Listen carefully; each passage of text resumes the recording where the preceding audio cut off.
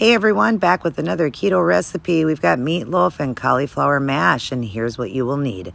2 pounds of ground beef, a head of cauliflower, eggs, real butter, heavy cream, sour cream, sugar-free ketchup, a keto-friendly flour or almond flour, pink salt and pepper, onion and garlic powder, basil, a 1 cupper, a half cupper, and a tablespoon, a cake pan with Reynolds wrap, a big pot for boiling, a smaller pot for making the gravy, a bigger bowl for mixing, and a food processor. Start by preheating the oven to 350, and then let's get our meatloaf made up. So you're going to take 2 pounds of ground beef. I use the organic.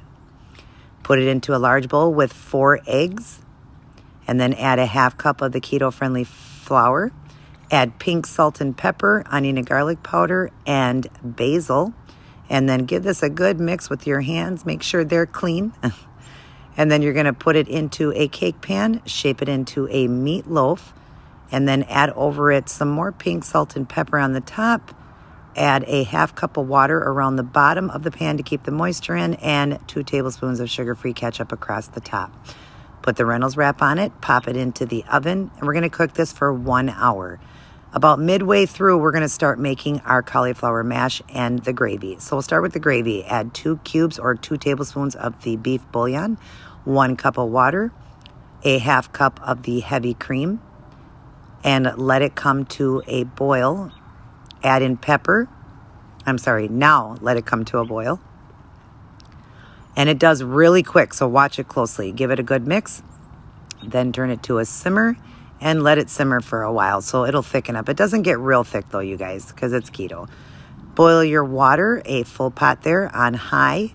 Add the whole head of cauliflower in. Take off the bottom though, cut off that bottom part. You'll know when it's ready when you can put a fork through it. It's nice and soft. Then you're going to just hold it over it and let it drain. Put it into your food processor by breaking it up, cutting it up. Add 2 tablespoons of heavy cream, 4 tablespoons of real butter. Add pink salt, pepper, and garlic powder. And then you want to close off your processor. Turn it on high there and let it mix till it gets nice and creamy like mashed potatoes. You will know when it's ready. You'll take it off and it's going to look like that. Delicious, you guys. Oh my gosh. Then just put it aside in a container and your meatloaf then should be ready. Take it out. I cut it in half midway through just to cook better. Then I've got 2 servings there. It was 8 slices of meatloaf. And I've got a cup of the cauliflower mash and the gravy. And it came to 5.3 net carbs for my serving right there. And absolutely delicious, you guys. What a comfort food.